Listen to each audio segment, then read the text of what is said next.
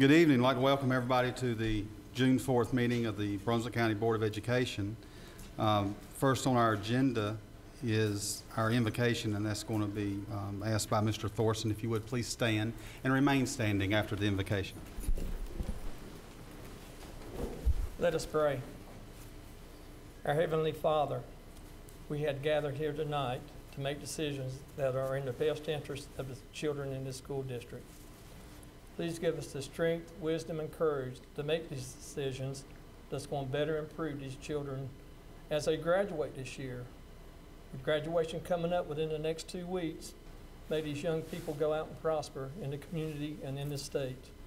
We ask this in your name we pray. Amen. Amen. I'd like to ask Cadet Sergeant Powell with South Brunswick High School ROTC to come forward. Turn the program over to Sergeant Powell. Ladies and gentlemen, please rise for the presentation of our nation's colors by South Brunswick High School Army Ready Color Guard under command of Cadet Lieutenant Colonel Vernon Knight, with Cadet Lieutenant Colonel Alfred Hewitt, Cadet Second Lieutenant Bob Bell, Cadet Command Sergeant Major Tim Collins, and Cadet Sergeant Jennifer Ramos. Please remain standing and hold the pledge of allegiance and the color guard. Color guard, attention! Post colors.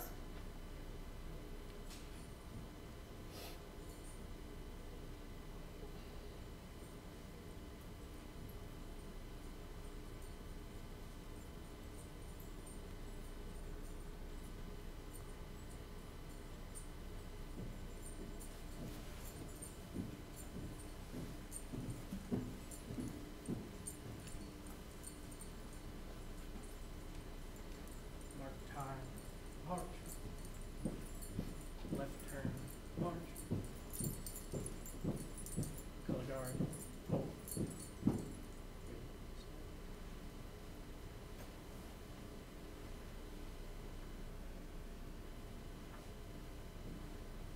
Color guard, halt.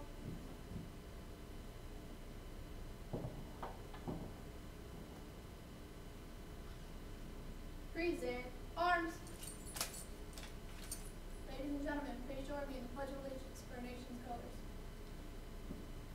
I pledge allegiance to the flag of the United States of America and to the republic for which it stands, one nation, under God, indivisible, with liberty and justice for all. Order, arms.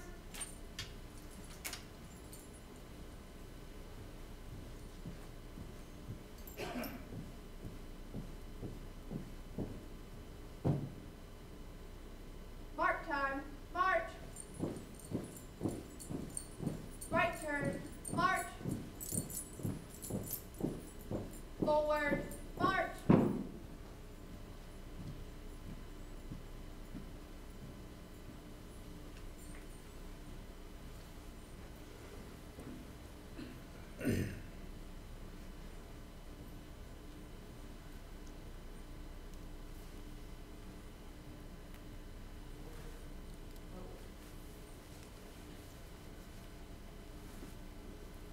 You may be seated. Thank you. And thank you, South Brunswick High School ROTC.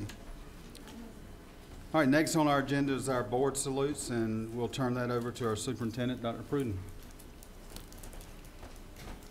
Thank you, Mr. Miller, and board members. Would you please join me in the well?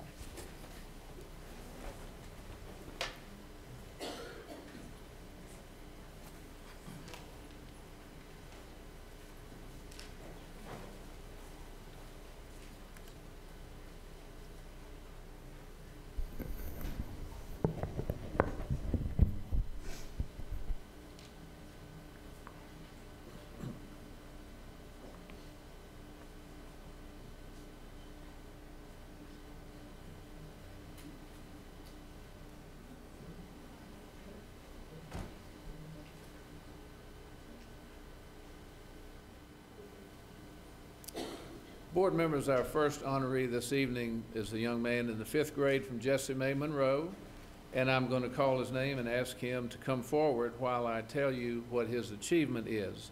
Will Tyler Farrell please come forward?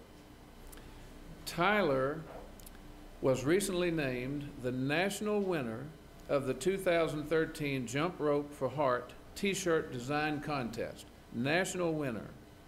Students who participated in this contest had their T-shirt designs posted online so that those wishing to vote could select their top choices. Encouraged by Teresa Ryder, the school's art teacher, Tyler and other students posted their entries. Tyler had the most votes out of hundreds of entries nationwide.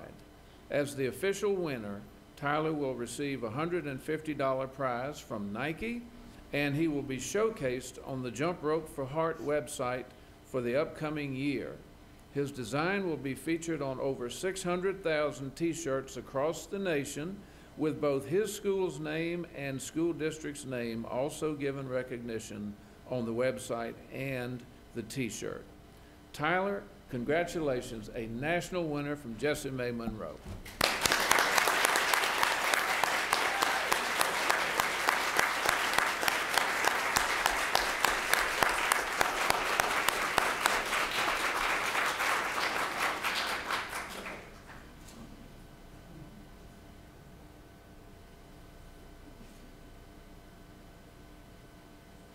He did tell me that he received 840,000 votes for your time. Good gracious, that is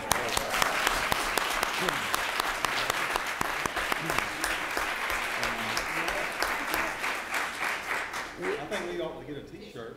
Yeah, with your autograph on it. Tyler's parents are here this evening. Anyone with Tyler parents and all, please stand.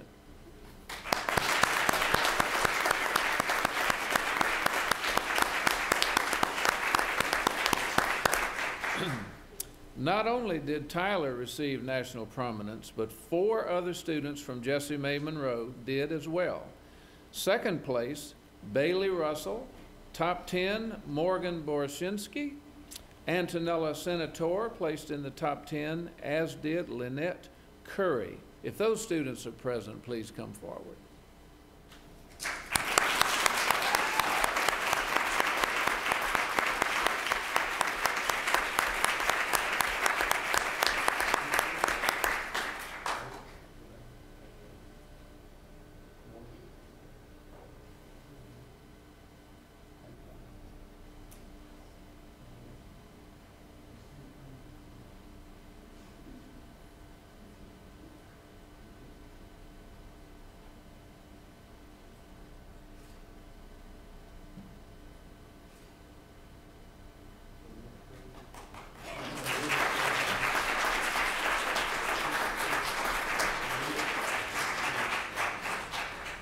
Ms. Ryder, please stand there, art teacher.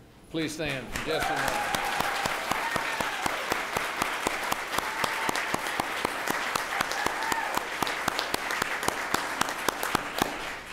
And the principal, David Kupalo, please stand.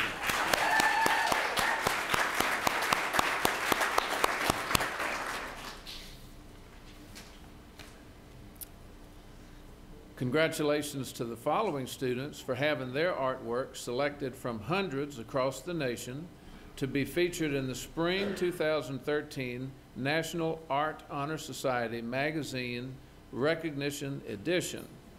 These students are from South Brunswick High School. Their visual art teacher is Patricia Lyles, and they are Carly Mikalakis, 11th grader for violin, intaglio print.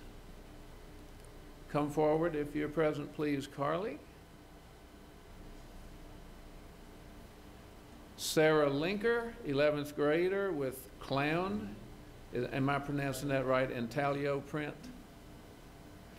Devin Carlson, 12th grader with Mermaid Batik.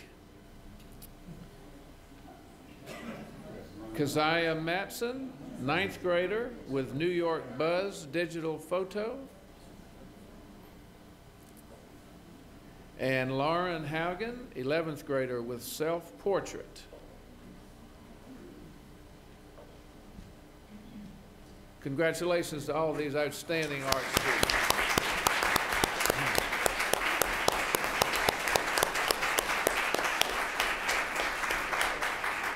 And for their teacher, Ms. Lyles.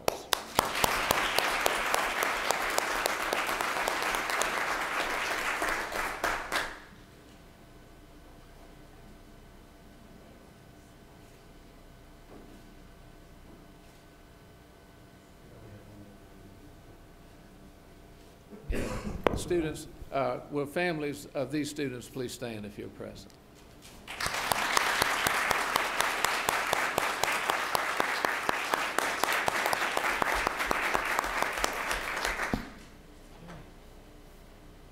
Thank you. I have one more for Dr. Pruden that he does not know about. Dr. Pruden was recently named the Southeast Regional Superintendent of the Year. We're very proud to have you here as our superintendent. And this says, the Brunswick County Board of Education proudly recognizes Edward H. Pruden as Southeast Regional Superintendent of the Year, 2014. The Superintendent of the Year program believes that leadership in education is as much about opening doors to dreams as it is about opening minds to learning. Thank you, Dr. Pruden, for being a leader for learning. You are an advocate for public education who supports and encourages teachers, administrators, families, and all others invested in improving outcomes for students. We salute you, given this 4th day of June, 2013. Thank you.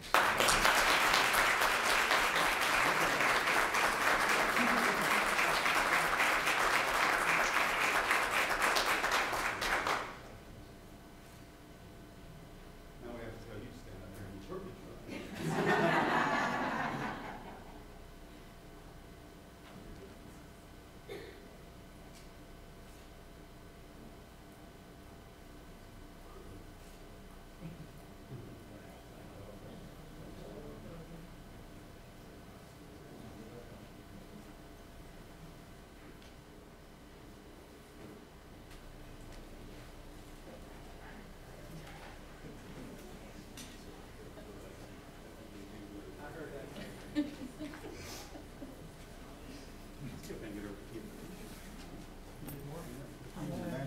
T-shirt. Where do we get those? We have to go to jump rope? Okay, thank all of our children for being here tonight. Next on the agenda is our public address, which we have nobody signed up for. And then the next on the agenda is our presentations, first being Miss Emily Watkins with the United Way.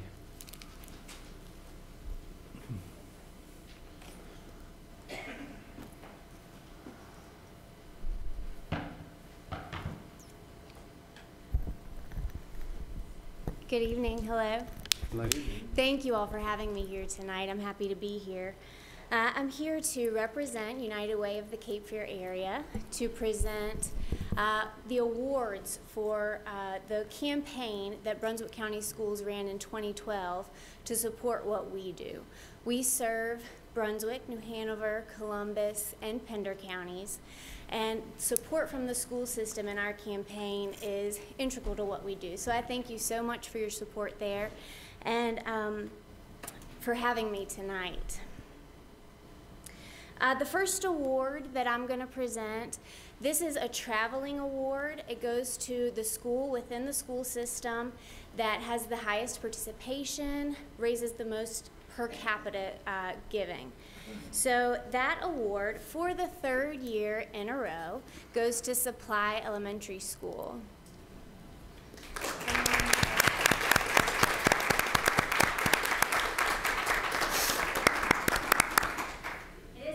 Award, so there's a little competition there. Everyone wants to be the school to take the award for the next year, but Supply has done it 3 years in a row, so thank you so much.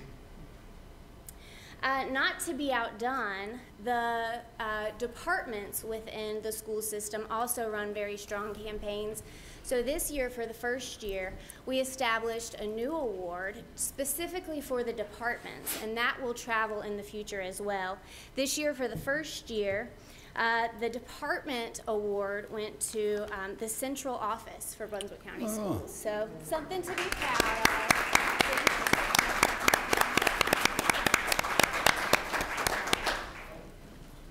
Oh, have a picture. I thought I'd get out of the picture. Oh, no. They're dangerous.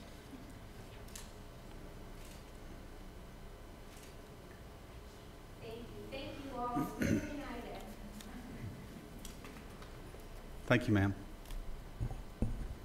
Okay, next on the agenda is American Heart Association, Ms. Jane Lott.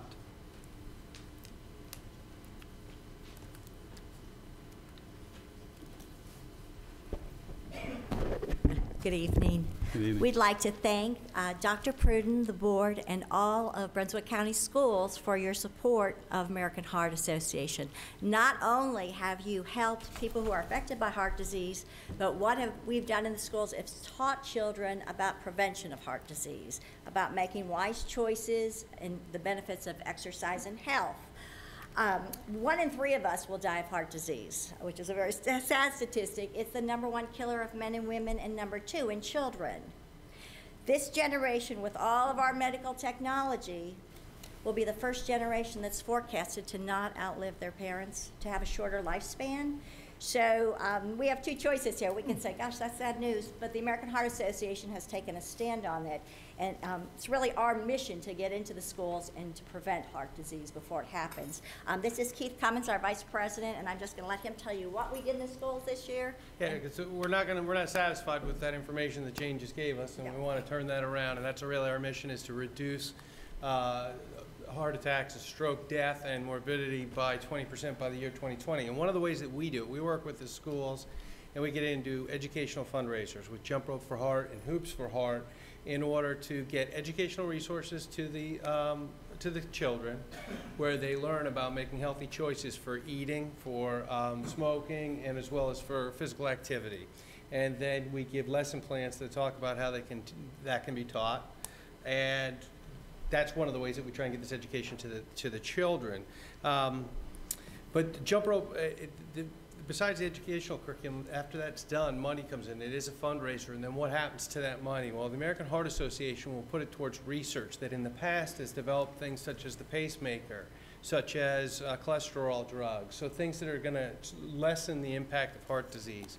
Most recently, funds that were collected from these types of events were put towards research, which found the ability to correct holes in the hearts of children while the mother is still pregnant. And it had a better outcome for those children. More of them survived the procedure with fewer complications. And so that's the kind of thing that you're helping to support, and we thank you so much.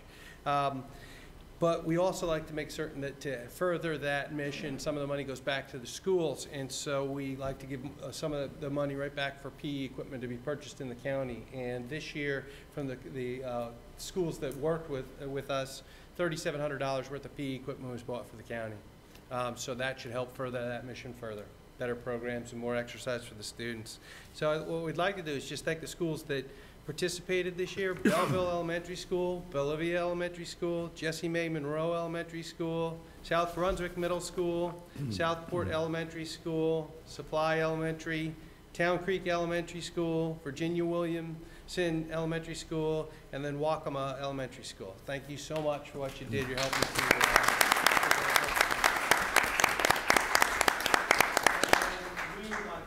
Although he's already mentioned, but from Jessie May Elementary, Tyler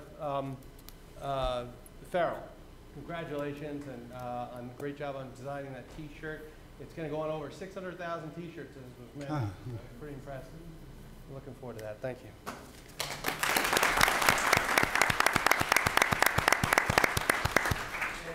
I'd like to ask if Dr. Pruden would come up to accept an appreciation of our outstanding support for the Brunswick County Schools, a token of our appreciation. Thank you so much for all of the support.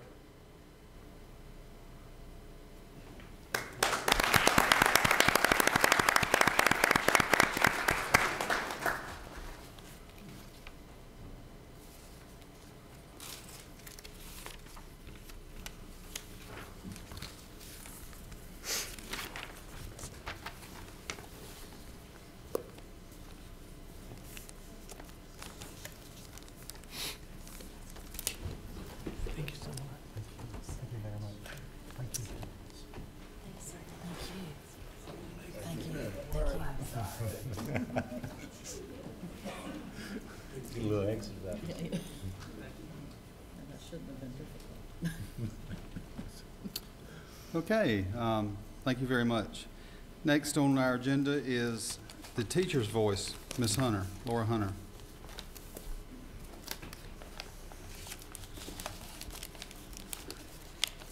Good evening. So this time last year, I addressed the board for the first time. And it has been 12 months. Just the last time? I thought it was, but apparently not. I'm on this docket for July and August as well, so, you know, maybe I'll go on vacation. In the meantime, I thought really long and hard about what it is I wanted to talk to you about, thinking that this was going to be my last time getting to talk to you about things that I care about. And I decided that what would be appropriate would be a kind of State of the Union address, but a State of the Teacher address. And so tonight I'm joined by 3 members of our Teacher Advisory Council. I will introduce them in a moment, who are going to bring that address to you. After working with me and with Dr. Pruden and with members of the cabinet, and of course with Board of Education members all year. So I grew up in the household of an educator, and my mom was dogged about one particular thing in our home, and that was staying true to the mantra, don't come to me with problems, come to me with solutions, which is not what you want to hear when you're 6 years old. That mantra has traveled with me into my classroom, and it also traveled with me into this role as Teacher of the Year for Brunswick County this year. So what was the problem that I wanted to tackle? Because as you now know, there are lots of problems that I want to tackle. The problem that I came up with back last June was the idea, to use a Dr. Prudenism, that the teacher voice in this county had become faint.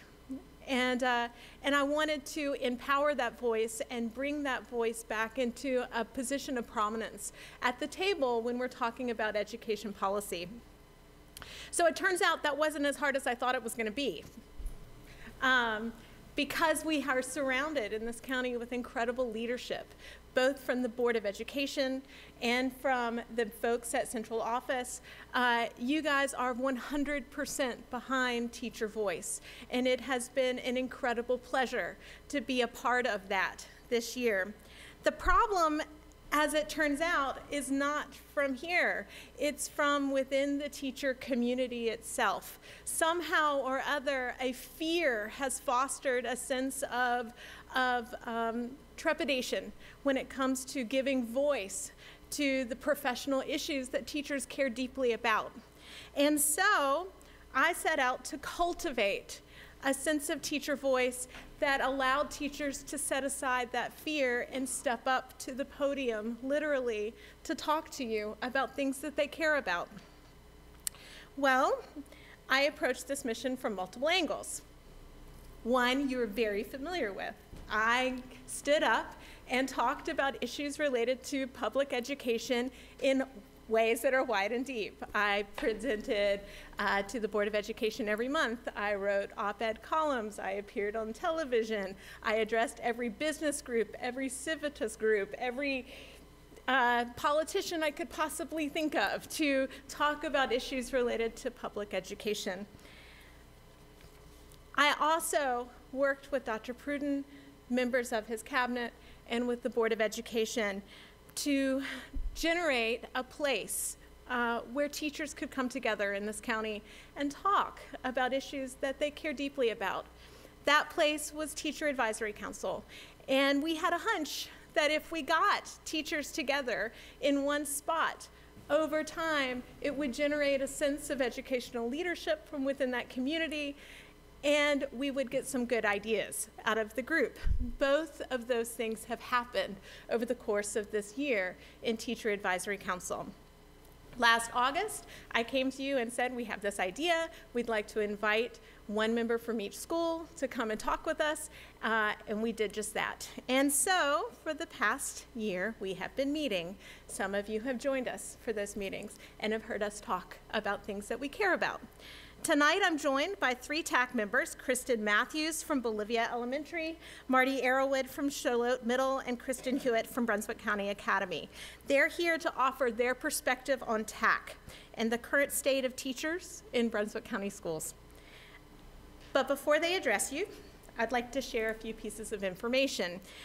When we started TAC, In September, I sent out a survey to all Teacher Advisory Council members to get a gauge for where they stood on particular issues related to leadership and professional development and teacher morale and communication. I resurveyed the group in May and compared the same questions and the responses.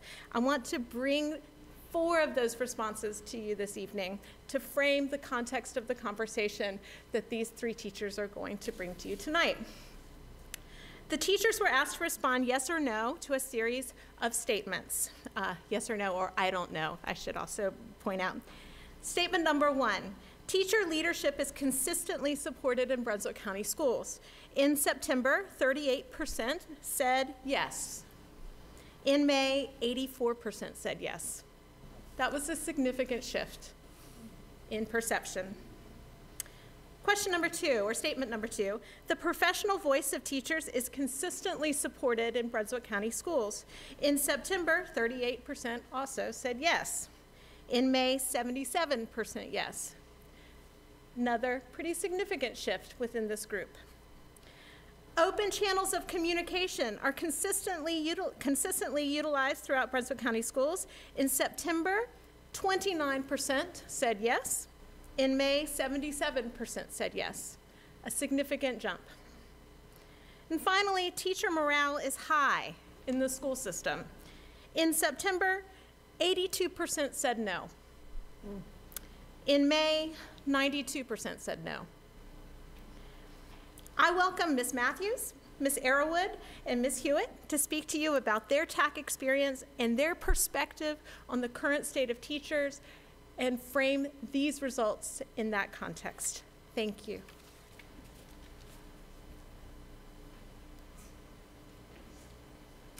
I've got a sheet of paper because y'all know I will talk. Of the 3, I am the only one who has been on the TAC the whole year, and I think that might have some relation to the concept, the perception, and the teacher morale issue. I was asked to address what's called teacher voice. I want to thank first the board and the cabinet for the opportunity to address you on what is very important to me, and that's teacher's voice, our need to be part of the conversation in Brunswick County. As anyone who knows me knows, I do not mind talking long and hard about what I'm passionate about. But I do believe what my grandmother taught me, which is what Laura's mother instilled in her. If you have a complaint or a problem, fine, but before you voice it, make sure you have a potential solution. I believe the Advisory Council was successful this year because those of us who participated with that mantra in mind. My comments are not about the things we as teachers cannot control, politics and policy, but about how this year teachers have found a voice because we know we are being heard. That someone has been you, the board, and the council. This is my 2nd stint on TAC. My last association was over 10 years ago during the last year of its existence. I attended out of responsibility to my school, but left feeling that all we accomplished was a laundry list of complaints. Our new Teacher Advisory Council provides an excellent venue for teachers' voices to be heard, discussed, and responded to. As a council member, we have grown as a body for collaboration and positive change. I am sure those who were present last fall remember the Kleenex debate and how something that seemed so insignificant was solved, and our voice was heard and with an immediate response. That meant a lot morale-wise in some schools. With solid leadership and your support, we have been a goal-oriented group that strives to be an integral part of that discussion. You have listened and responded. TAC has worked to take perceived problems and provide workable solutions that are both teacher-friendly and policy acceptable. As teachers, we understand that while some issues may seem minor in the big picture, that such an issue can be a game changer for teachers or a school. Thus, the need for our voice. The desire of the TAC has been from our first meeting to make differences by communicating teacher and school needs, as well as accepting our role as stakeholders in Brunswick County schools. I feel we've built a solid foundation of trust and collegiality that going forward will provide a smooth transition for the new TAC members. My only hope is that as teachers realize we do have a voice, all of those schools will be represented consistently on our committee. All year, TAC has struggled to address the plummeting teacher morale problem in our district. I think we finally had a breakthrough at our last meeting in May. TAC, Dr. Pruden, the BOE, we have all worked together to improve teacher morale in our county. I think what we've realized is morale is a complicated issue. If we break it down to schools, individual schools, we work together, we love one another, and morale is high. But when we look at the big picture, those things that sometimes we cannot control, policy, state politics, whatever, we believe that's where the low morale is coming from. We believe that low morale in our district is not a Brunswick County problem. It might not even be just a North Carolina problem. It is a national problem. Teachers are hurting. We on TAC want to say thank you for creating a space for teachers in our district to professionally work to make our work life better in our backyard. In a time when we are feeling so powerless, it is reassuring that you trust us and you will listen to our voice. Thank you.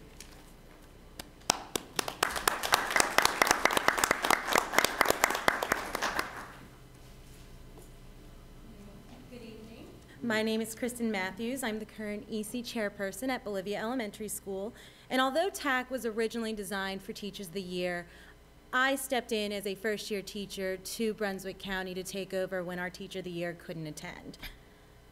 TAC has allowed Brunswick County school teachers a voice when we feel as though we're trying to be silenced from those above even you.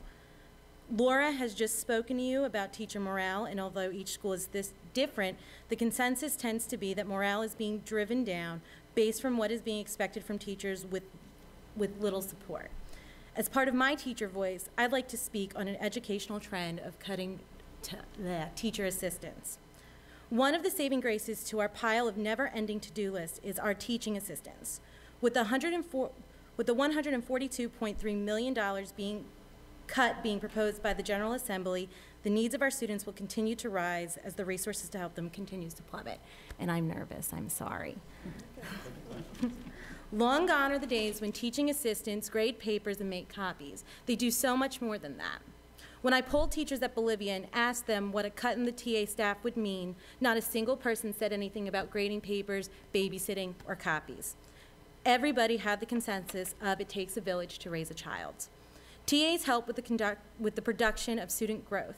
We utilize our instructional assistants in research-based programs such as Daily 5, SRA, Waterford. Many teachers use TAs to lead one intervention group while the other one is leading an enrichment group, or vice versa, so that all needs are being addressed in the classroom. This also allows for a more productive environment in which all students are truly learning. Today's classrooms are also multifunctional. Teachers and students are expected to grow and thrive in a dynamic environment in order to be successful in the real world. In one kindergarten class at Bolivia, there are children who are medically fragile, have unstable behaviors, unable to control bowel movements, and 22 other students with a plethora of needs. Without a TA in the room at all times, this scenario would present as an educational, medical, and social hazards for everyone involved. There are general ed classrooms like this in all schools in every county. Dealing with all those concerns and educating children to be where they need to be is a daunting task without an assistant present. I also had a teacher respond to my poll from a different point of view, from the point of view as a parent. Her son is a rising 5th grade student at our school, and she told me, and I quote, "Some of the most treasured teachable moments my son experienced came from his teaching assistants. Teaching assistants helped my son to create, read, write, learn, and help him learn together. TAs are there to help students catch up from what they missed between the ages of 1 and 4. To do this task alone would be daunting," end quote. In a school system, it is not the teachers alone that are responsible for student success. Every single person who comes into contact with that child assumes responsibility in some way, shape, or form. We value our custodial staff for keeping the environment clean and safe. We value our cafeteria staff for providing nutrition to our students, and we value our IT staff for giving our students 21st century skills. TAs are equally important because they help provide a nurturing and educationally stimulating environment. In a school, the students are viewed as all of our students, not just the teachers, not just the principals, they are all of our students because we are one. To remove the TA link would be detrimental to student learning. I'm thankful to work for a county where teachers are comfortable enough to express themselves without the fear of being persecuted. This is the idea of TAC, and it has been fostered. Thank you so much for your time and the opportunity to speak on behalf of teachers, even though I was trembling the whole time. Thank you.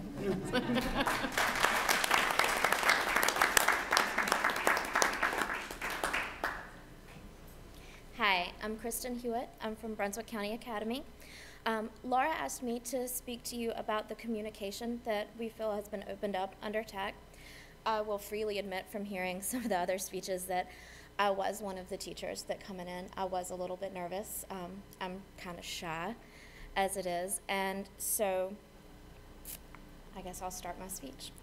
Joining the Teacher Advisory Council during the middle of the year, because I too came in after our Teacher of the Year couldn't step in, has been a unique, informative experience that I've greatly appreciated. By being given the opportunity to represent the teacher voice at BCA on this committee, I've been able to meet and conference with other teachers, board members, and central office staff on an ongoing basis. I will openly admit that when I first started to attend the meetings, I was somewhat shy and I wasn't sure what role I was expected to take. From our county PLCs and similar meetings, I was used to collaborating, but the idea of being part of a team that works to empower teachers and listen to their feedback was something new, exciting, and just a little bit scary. How honest should I be? Did they really want open discussion and suggestions? My fears were put to rest within a few minutes of attending my first meeting. Hearing other teachers from across the county deliberate pressing issues with board members and central office staff was incredible. The open dialogue and discussions generated from these meetings have helped me to see how our system operates as a whole and to understand the issues that truly affect us as a district, rather than looking through the narrow lens of my individual school. Too often as a teacher, I can find myself stuck in a position where I only look at issues in the context of how they may affect me, my school, my students. But from TAC, from these meetings, I have also been able to see and to understand what issues might affect us district-wide, and which ones might be limited to certain areas. And I think that that's really important, to see those connections, to see how we work together, to view ourselves as our school system, not just me, my classroom, my school, my students. By having the opportunity to brainstorm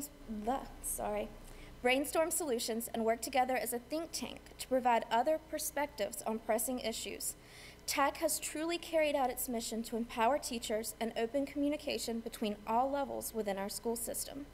Teachers so rarely have the opportunity to communicate and share in a forum like this, and our commitment to making it a vital part of Brunswick County Schools is something that I greatly appreciate. I would like to say that I am truly grateful for the work that Dr. Pruden, Laura Hunter, Jessica Swinski, our advisory members, the central office staff, and this board have done throughout the year to help encourage us to see ourselves as an empowered, district-wide community of educational leaders whose voice is valued. Thank you for your support.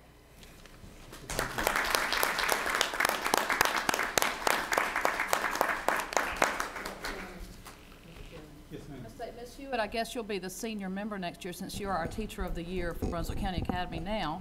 You'll carry that, carry that on over to next year.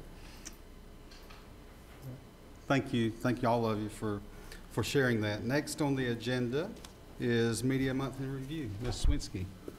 Good evening. Just want to bring some highlights for you from the month that we would call the month of the photo album. This is the opportunity time that we have in the year to really celebrate. And after our last board meeting, we actually, that following Monday, named all of our Teachers of the Year for Brunswick County. And in the course of this month, I've actually brought the old Teachers of the Year together with the new Teachers of the Year. Veteran Teachers of the Year. Former, previous. And that's really how we started our year, our May to June. We also had the wonderful opportunity to celebrate the Excellence in Education Awards. And if you haven't had a chance to flip through these photo albums, it really does speak amazing things to how the relationship between the teacher and student really is. We also have had the opportunity to celebrate the Jessie Mae Monroe Art Show and Celebration, which is truly an event to behold every year through the commitment of the school and the art teacher, Ms. Teresa Ryder. Just a tremendous program.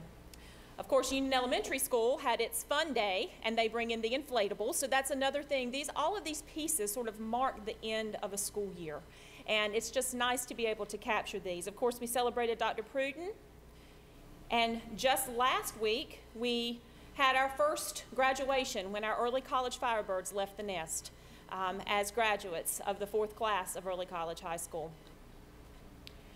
Most recently, last week, we also celebrated our retirees, which is a wonderful opportunity for us to say thank you for the service that our employees give our system, give our students year after year. And I do believe that it was totaled up that we had 1,400 years of experience in the retiree pool that it will be leaving Brunswick County. But as Dr. Pruden said, you always know you can come back. Let me say something there, Jessica. I appreciate the hard work that you did, and I think some of our other cabinet members helped you with that. I mean, y'all were out there pouring tea and serving the people, but you know, if employees have served 30 years, they deserve something like that. Absolutely. And you know, I thought it was a great thing, and I hope it continues from now on. So.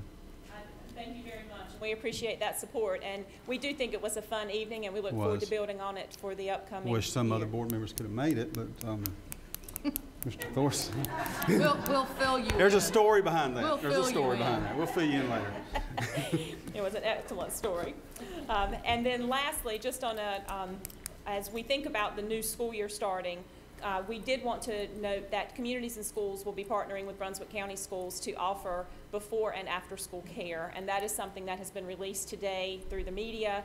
It's also available on our Facebook and home page, and students will be receiving flyers in the mail as well. And one more note for those individuals who may be watching us live stream or will watch us on ATMC, our graduation ceremony, of course, the big 3 high schools will be June 15th, 2 weeks from now. And we do want to let everyone know that we'll be live streaming those graduation ceremonies. Last year we were watched in several different countries throughout the course of the day. That's something that we will be putting on the website, the homepage, so people can access it, as well as the Facebook page. And ATMC is also partnering with us again this year, and they will be videotaping and replaying the graduation ceremonies through the month of July. So we just want to say thank you to those partners. We appreciate it. That's good. Thank you. Okay, do I have a, huh? Yeah, let's take 5 minutes. Take a 5-minute break. Call the meeting back to order. Dr. Pruden. Next on the agenda is the approval of the meeting agenda. Do I have a motion for the approval of the meeting agenda? Motion by Ms. Cook. Do I have a second? Mr. Chairman, was there a resolution that you wanted added on to that? Thank you, Mr. Thorson. Yes, board members, I'd like to add a resolution, the board expressing support for our TAs and continued funding from the General Assembly for all of our TAs. Is that going to be under action? For number 5 under action? Yeah. Yes, sir. That'd be number 5, support for TA resolution. Okay. Anything else? Don't need to add this, but I was asked to announce that BCA graduation is at the Event Center, 6 p.m. June the 7th. For anybody in the audience that... That's this Friday. June the 7th, 6 p.m. at the Event Center, BCA graduation. Okay, have a motion and a second with an addition. All in favor? Aye. Okay, approval of minutes for May 7th, May 21st, May 7th regular meeting, May 21st policy, May 21st finance, and May 24th special called. And that's all for the approval of minutes. We have a motion for approval. So moved. Mr. Thorson made a motion. Do I have a second? Minutes as approved. I'll second. Mr. Thompson, any discussion? All in favor? Aye. All right, consent items for approval. Do we have a motion for consent? Motion to approve consent items. Ms. Babson made a motion. Do we have a second? Second. Ms. Cook, any discussion? All in favor? Aye.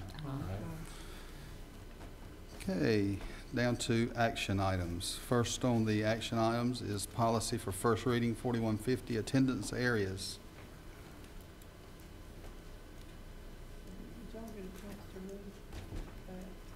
Who's presenting that? Ms. Davis, would you just summarize, please? Ms. Davis, could you just summarize the essential changes in the new policy, the attendance policy? To the best of my knowledge, the primary difference is that the section about after-school care has been stricken. Yes. And the others were technical changes.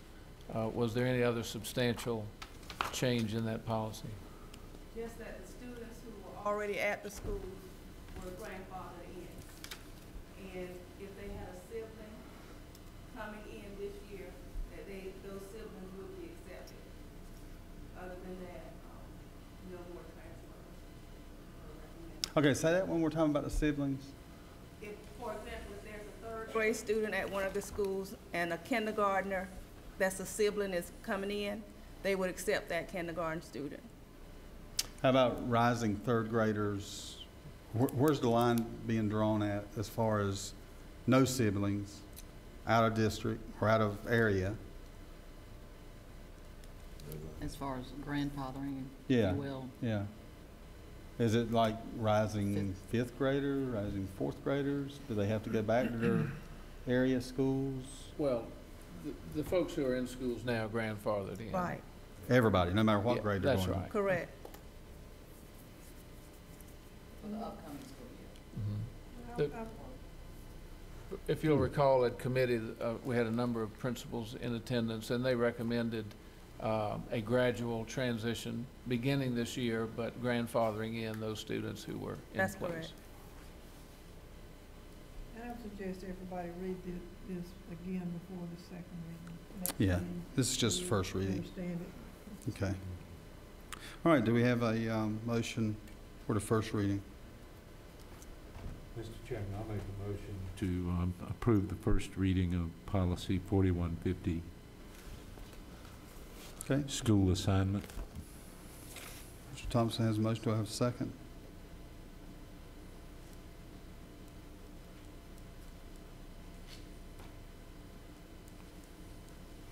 You have a second?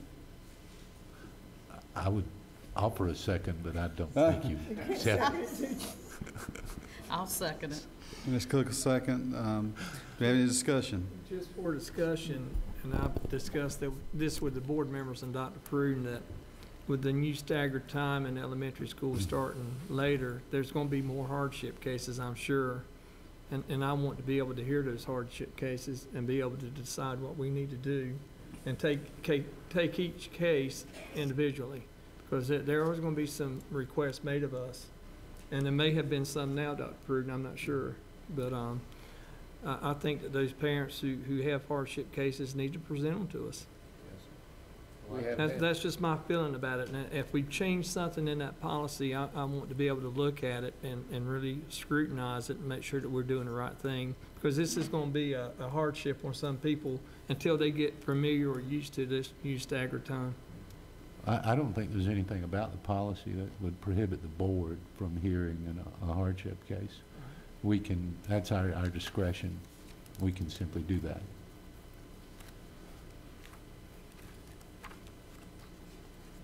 Okay. And you've done that, I think, on one occasion, but I've done it, and I'll probably do it many other times, but I just want the board members to know how the parents may respond to it come, I guess, come July and August when they get the letters, and then it kind of hits them that the school takes in at 8:45. So, but that's my comments on it, and of course, I'll approve this for the first reading, but again, my other question to Dr. Pruden, when is the letters go out, or when is the cutoff date for parents to request this? The date in the policy is May 30th, but of course, there's always discretion. For example, if a family moves into Brunswick County after that date, certainly their request would be considered. But we are asking folks who already reside in the county and who know what their plans are for next year to observe a May 30th deadline. Which is already passed. Shouldn't we extend that? That's been the policy, that's been the date all along. And we did have one appeal, and board members heard that. A panel of 2 heard that appeal. But as we say, policy guides our work, but there's always room for judgment in doing what's in the best interest of families and children. And I also saw where community and schools may be trying to help out. An email that was sent out by Jessica Swinsky today, I believe it was today. But of course, that would be a cost to the parents to attend that child care. Yeah, I think we'll be able to talk about that a little bit in the next section item here.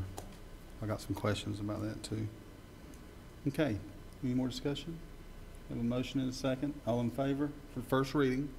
Aye. Okay. Number 2, CIS and BCS contract. Ms. Tart, welcome.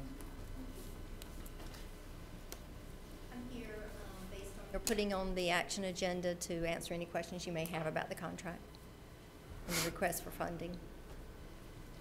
Ms. Tart, if I'm correct, the primary difference in the contract this year from the previous one is an additional request, or a request for an additional $30,000 to fund a success coach at another high school, another middle school in Brunswick County. Is that correct?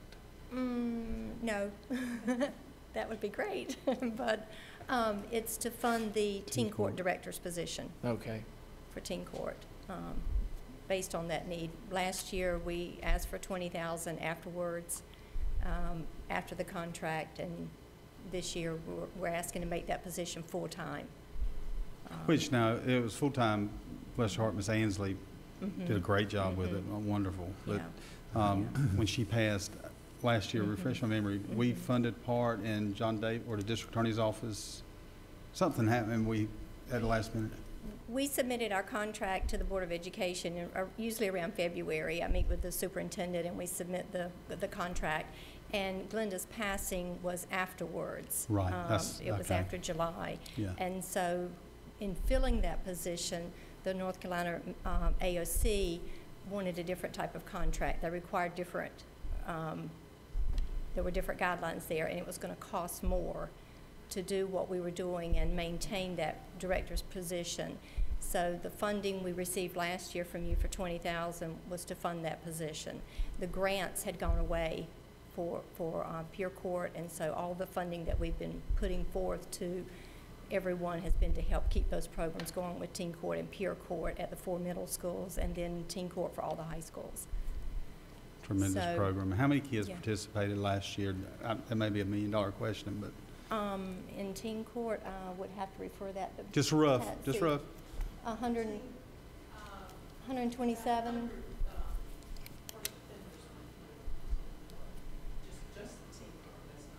And students that participate as officers and different things. It's tremendous, tremendous amount. Yeah. It's a really good program.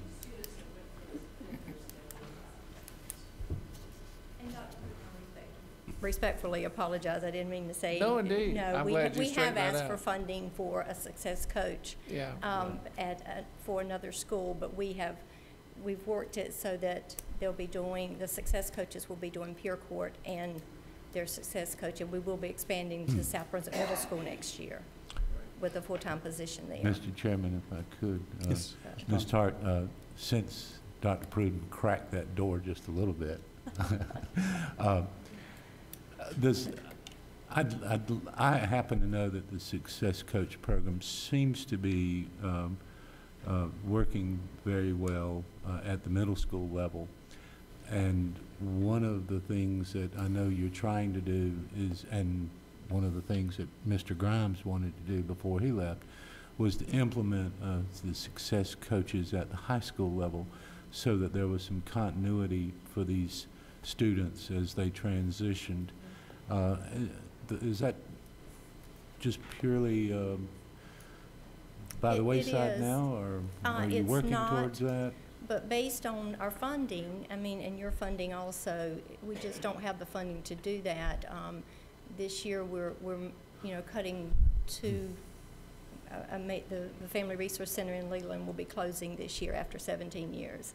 So that's a big hit for us and for the services in that community based on funding. And also in our administrative office, we had a marketing and events position, and we're applying that, we're not filling that position and applying it to the success coach at South Brunswick Middle School.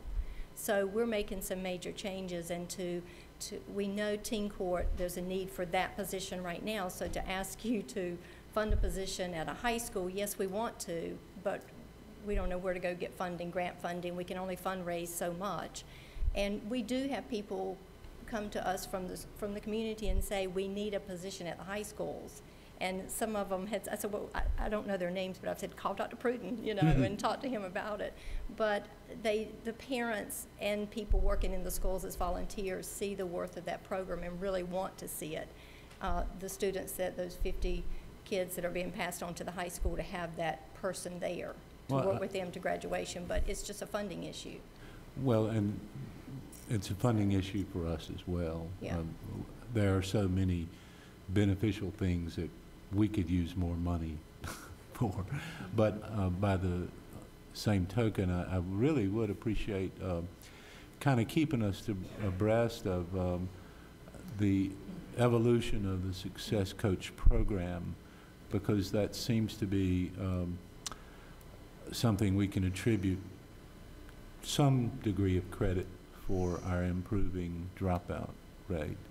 I know that's not entirely the Success Coaches, but they are, I guess, what are they working with, 30 or 40 kids at each of the middle schools? Yes, or more.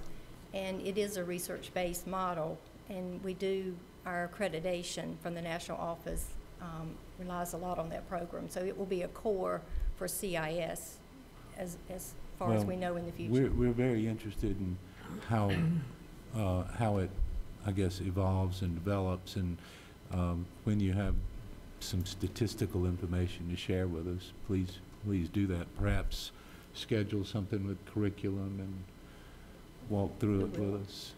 And we do that annually. We'll be doing it. Patsy will be pulling that report together, working with the staff and submitting that and addressing this in September. Can you increase the font size on the report a little bit? Whatever's asked. So, Patsy, you got the font size. How big Just do you a little want it? bit. So, but I appreciate all that you do. I know it's a struggle with funding, and we're only here because it's necessary. I wouldn't be here if it wasn't necessary. Well, let me ask you this. You wrote out the day about the prior before school care. Mm-hmm. Tell us a little bit about that and how much it's going to cost. And Mr. Chairman, can I ask a question Absolutely. about teen court Sure. before you get into that? On the teen court, I know when you go to conferences, and there's other teen court programs throughout the state, how are they funded? Are they funded primarily by the schools? It varies in every county. In Is New it Hanover grant money County, that runs out? Pardon? I mean, how are they funded primarily? It varies. It just varies on the partners in every county. I think Glenda, of course, was our representative attending all those conferences, Bud, and was aware of all the funding sources. And Patsy, I don't know if you have additional comments on that, but in my talking to directors across the state, it's wherever they can bring partners together. It's the schools, it's county government, it's civic clubs, it's churches, it's wherever they can get funding to make the program happen. what did you say about New Hanover? New Hanover County has their teen court program under the, it's an agency, I think. I'm not positive. It's under juvenile courts, but I'm not sure.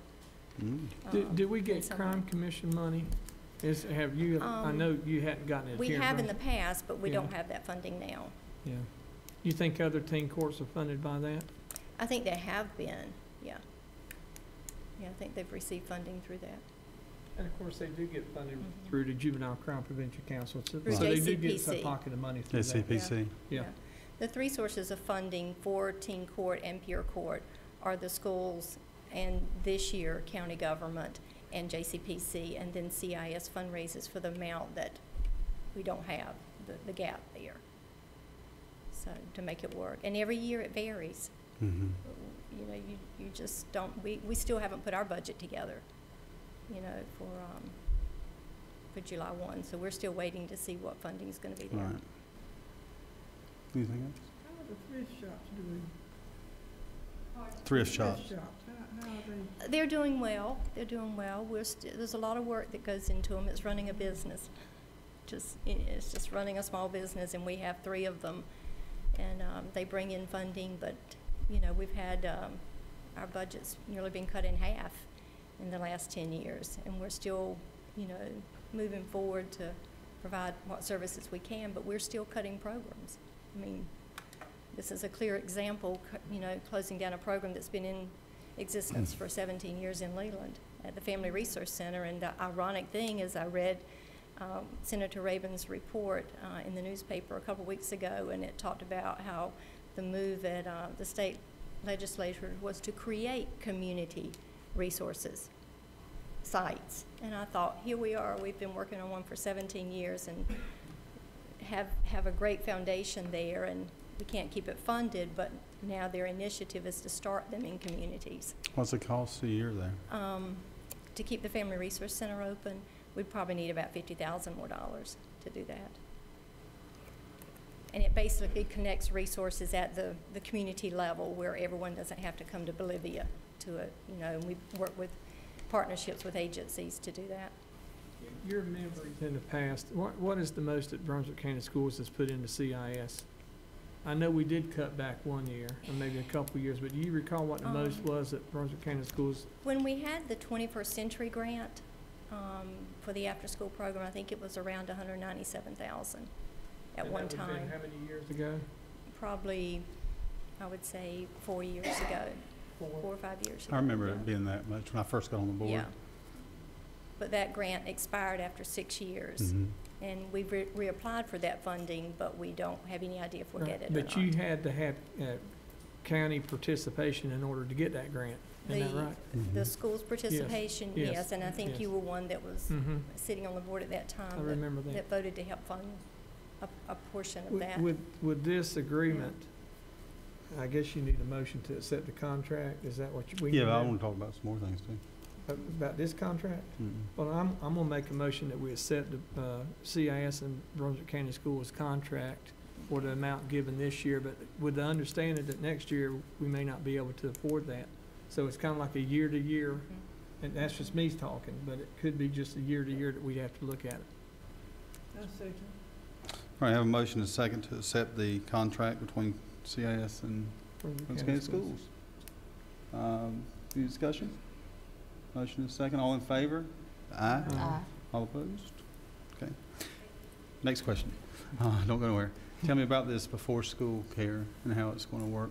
After your last meeting, we worked feverishly for a couple of weeks to try to pull something together. Kathy Smith is here tonight, and she was actually in Pennsylvania, I think, or Connecticut, on vacation when this was all happening. So that's where she was working on pulling all the program together and the information that she's put out now to the schools. But Kathy, I would have to refer to you on any details with where you are with that.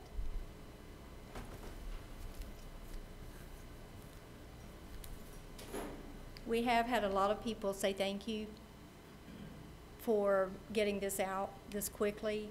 We don't know how many are going to enroll, and based on that enrollment, would depend on whether or not we offer the program at that school. And some parents may or may not know that, you know, whether or not they'll be able to afford. Yeah, well, that's Before my school. next question. How much Yeah. is it going to cost? Right. Are you, well, just real quickly, Ms. Tart, are you going to try to scholarship any of the children in the Right program? now, we don't have any funding to scholarship. We do try to scholarship kids based on need for the after-school program, but we don't have scholarship funds for preschool or before school right now. Typically, what we would do in a case with our after-school program, if there is no additional funds that we can solicit from the community or from a foundation to help with scholarships, based on the number of students that we may have in a program, if our staff to student ratio is in a place where we can allow a few children into the program at a lower cost or at a free expense, then we do that. So that might, you know, answer the question too. So what is the charge per week? The charges that we've designed is $35 for a before-school program. That would be a weekly cost. And the times, what time would that be? From 7 a.m. Yeah. we would be there until the start of school. And that's just the beginning of school, that's not after school too? That's before school. And we wanted to be able to give parents the option to do either just before, just after, or both combined. And I think we'll probably find that there will be parents that will need one or the other. If they were looking for just the after-school program, it would be $45 for just after school. And then combined, it would be $75. That would give them the morning and the after. And we are there until 6 p.m.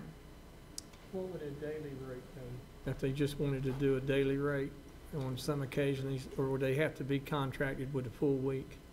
The cost that I just mentioned would be a full-time rate. That would be if they were signed up and needing it on a regular basis. And then as a drop-in, just occasional, it would be $15 before school, $20 after school. And the reason that we do that is there is an occasional need for a drop-off. However, we try to, I don't want to say discourage it, but we do need to do that in a sense, because we need to know how to staff and prepare for those children. And you may not be able to answer this right now, but how much are you anticipating it costing costing your staff to do that? How much is it going to cost? Are you estimating a budget for the before school? That's how we came up total? with these fees, essentially looking at what an entire budget would cost, and then this is where that derived from. Is And it that would be two just staff people for each elementary? I'm sorry? Is that two staff people for each elementary for the It would be always a minimum of 2 staff. minimum of 2? We would never have anything less than 2. You just estimated a certain number you would have to have in each site. Correct. To meet your.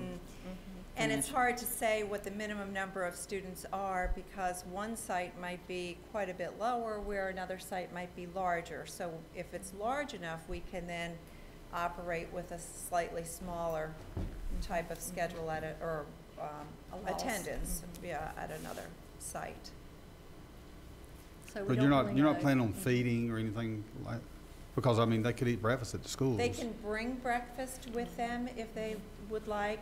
Currently, we do a summer program, and students are dropped off with us as early as 7 a.m., and quite often they come with their breakfast. We would like to offer that same option to them if they want that, but we also know that the schools have the breakfast available to them, so they would have that option as well. Have you already got employees picked, or, I mean, staffing? No, we don't. The before school is brand new for us. We've never done it. So we have pre-registration requirement.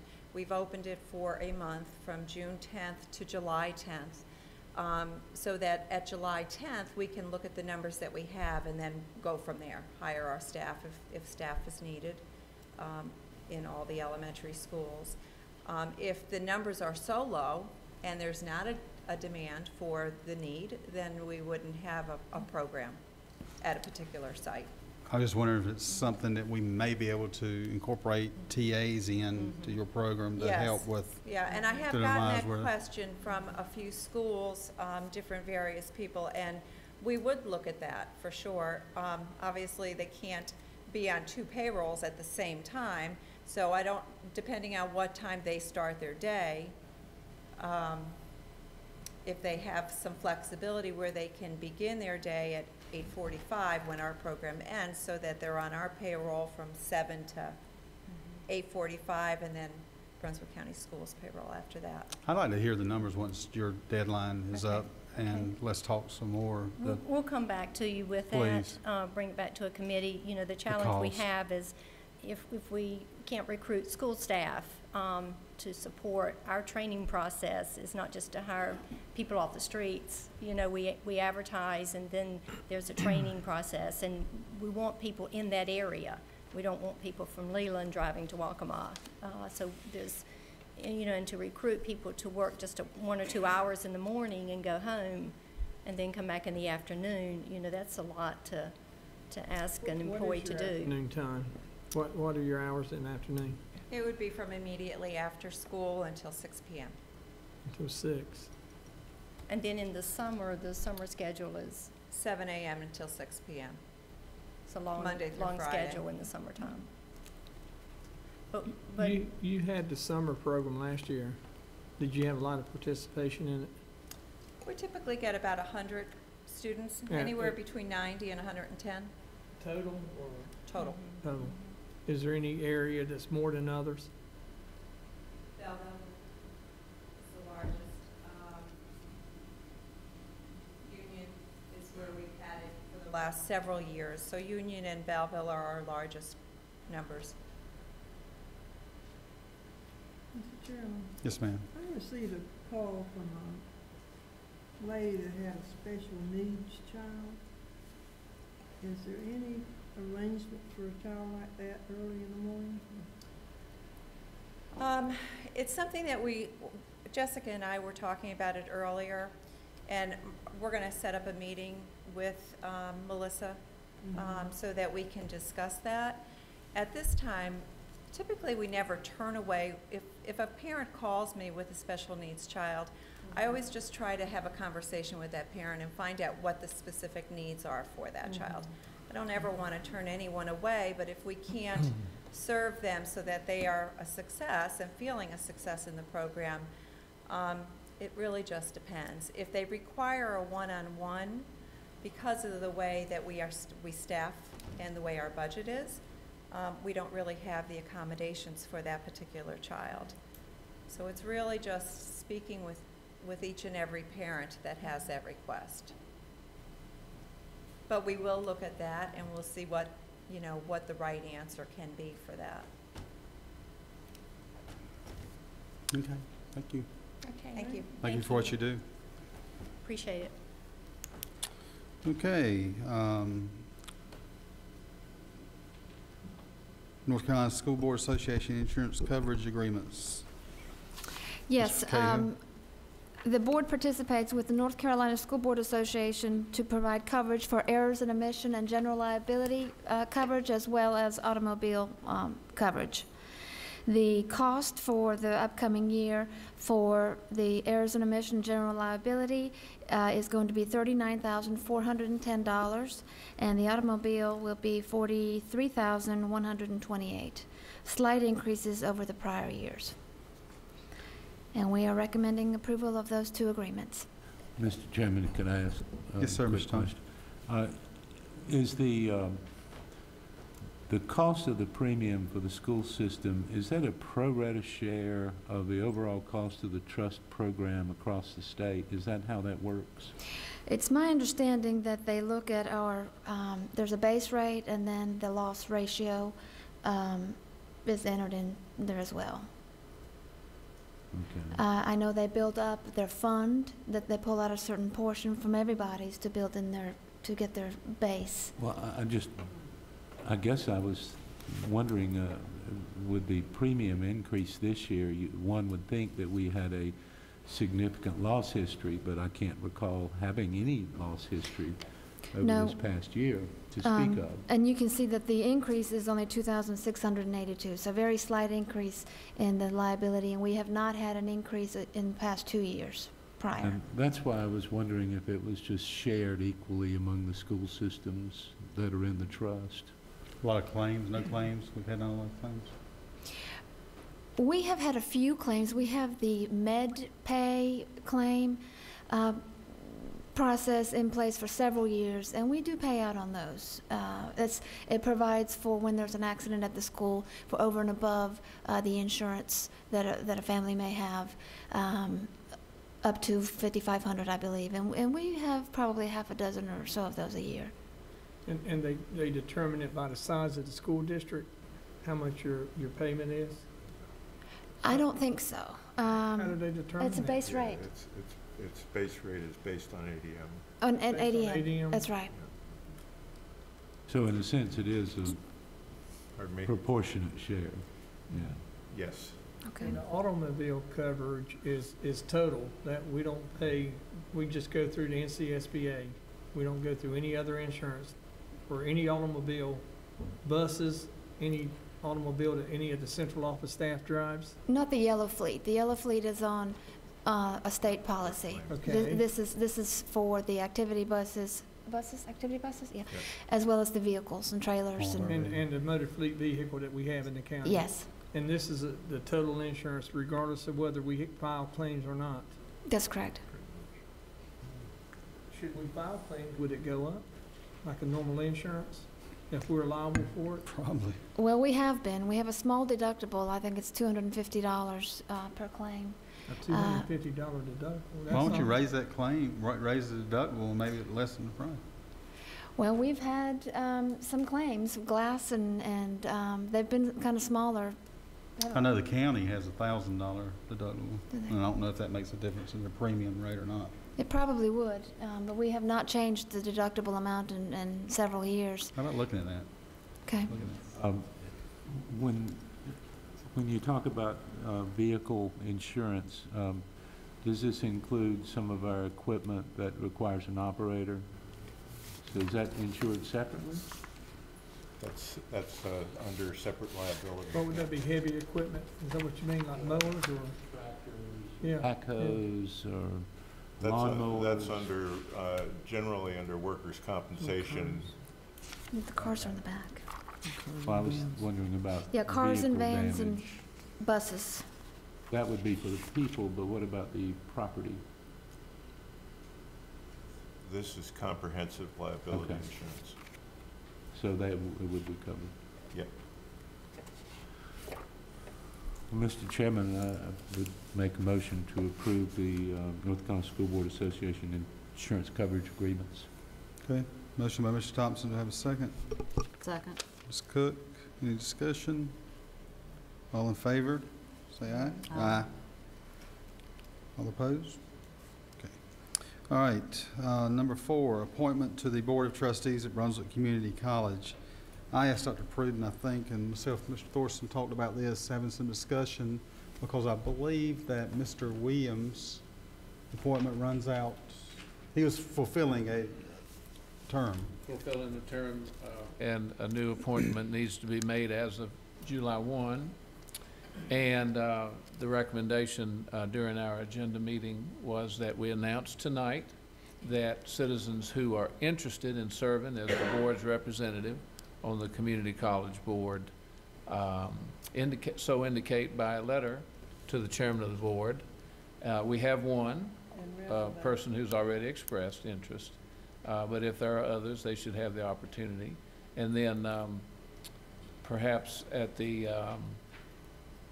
Human Resources Committee meeting on the 18th of June, the board could make a decision. That's a letter and a resume.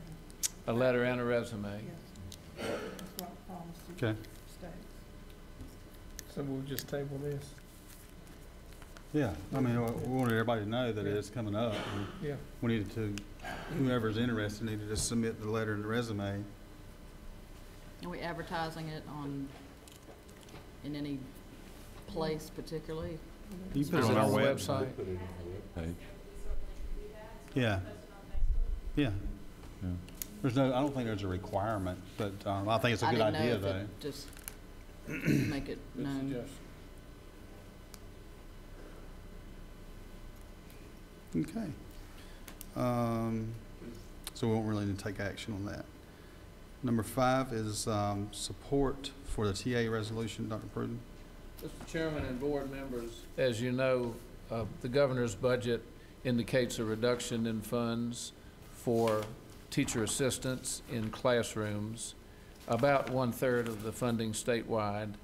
That would result in between 3,000 and 4,000 TA positions lost statewide, and in Brunswick County, it would mean the loss of 61 classroom teacher assistants. We have drafted a resolution for your consideration, and I'd like to read it at this time. A resolution of the Brunswick County Board of Education in support of teacher assistants.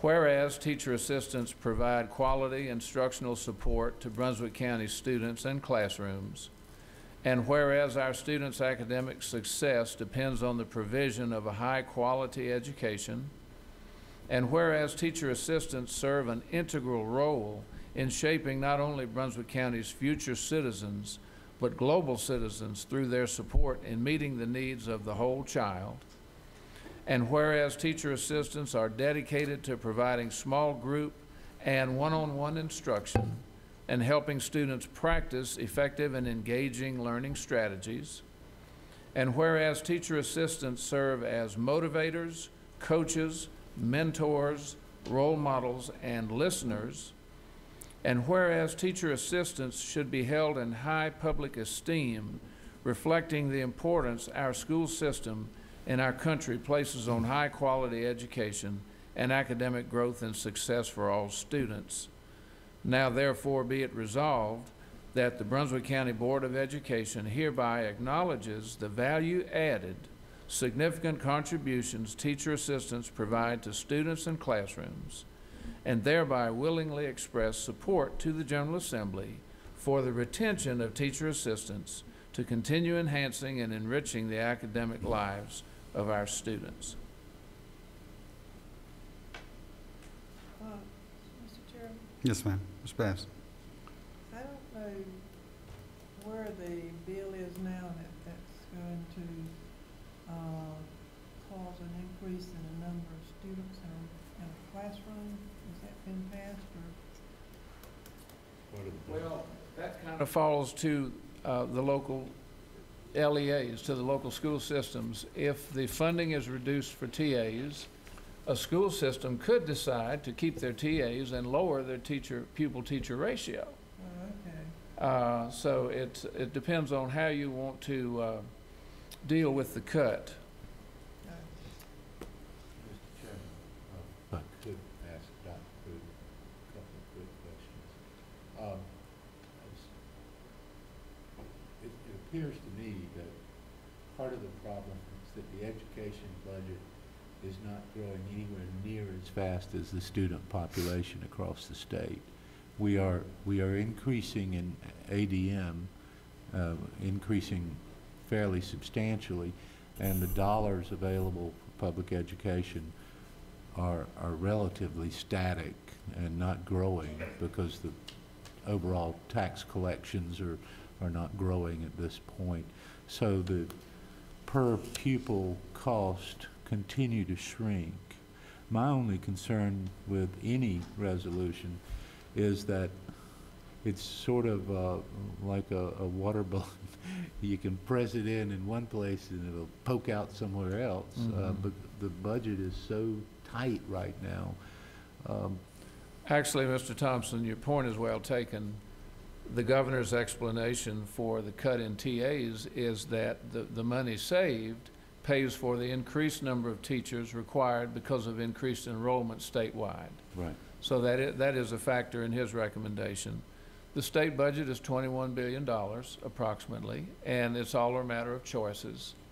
Ms. Babson, given further thought to your question about a bill that would adjust class sizes, I think I did share with the board in the last few days a comparison of the governor's budget and the Senate proposed budget.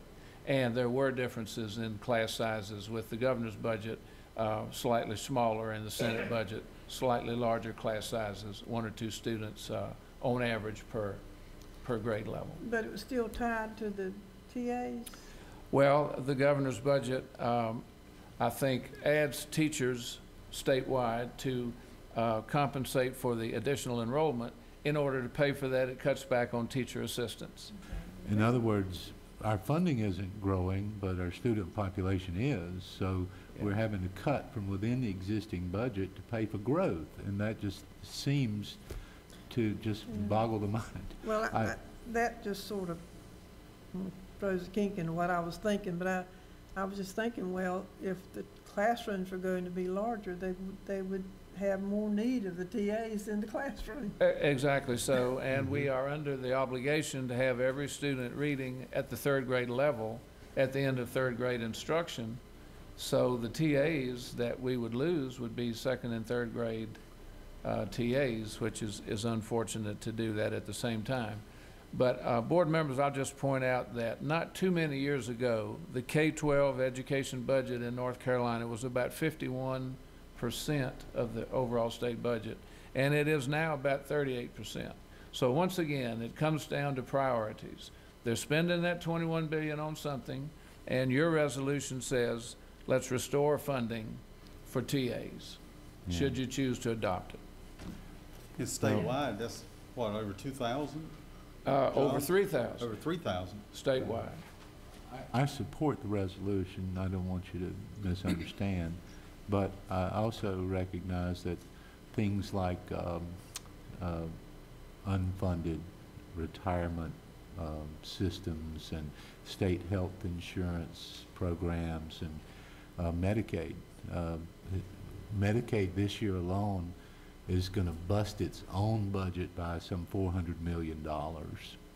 And instead of going into education, it is going into paying for Medicaid recipients. So, and that's on top of their budget. It's grown by almost $400 million in 1 year's time.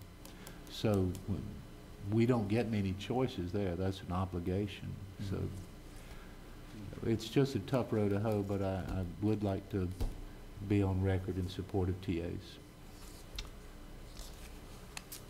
Anybody else? I make a motion that we accept the resolution in support of teacher assistance as presented. I'll second it. Second, any further discussion? All in favor? Aye. Okay. Thank you. Discussion and announcements by superintendent. Just one question, Mr. Chairman. Has any other school districts passed a resolution supporting TAs? This is entirely an independent effort by this board. I'm not aware of other other systems. So no other superintendents had contacted you about it?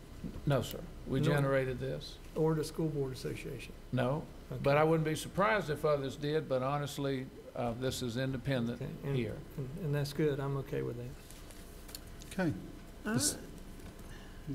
Yes, ma'am. I'm just going to ask the question, let it land wherever it may.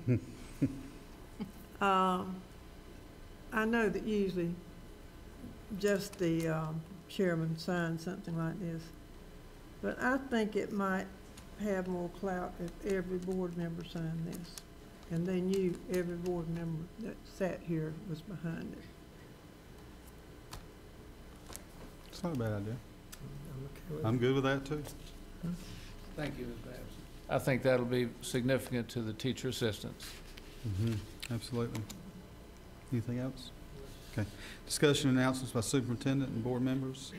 June committee meetings, June 18th, 9 a.m. operations, 10 curriculum, 1 p.m. policy, 2 finance and HR with a closed session. It's that time of year, I guess, for closed sessions with the hirings and retirements and stuff. Mr. Chairman, one slight adjustment in that morning schedule, operations at 9, and then from 10 until 12, we want to have an extended curriculum committee meeting for the purpose of having a roundtable conversation about Common Core standards. Yes, sir.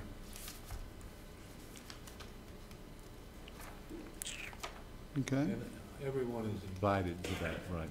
Everyone is invited. We've invited 2 of our elementary, 2 middle, and 2 high school principals, our teachers of the year, last year and this year. We know they won't all be able to come, but we've extended the invitation to them. Board members, of course, and guests that board members would like to invite. And we also will have one representative from DPI who can give us a little bit of the history of how it came to pass in North Carolina. Okay. Then North Carolina School Board Association President's Summer Leadership Series and Policy Conference in Carolina Beach. And let Jill know if anybody plans to attend that. Excuse me. Okay, anything else from anybody? Board members? Okay, do we have a motion for closed session? Do we have a motion? Second? All in favor? Aye? All right, take about 5 minutes. And I think Miss Jessica needs to get a picture of the board for some reason or another. Going into post office or somewhere. Post office. We're putting together our summer guide, working with Todd Doggy, and we need a picture of the board for that guide. Where do you want it? On the inside cover. Let's go. What do you want? Get her to raise the screen or something.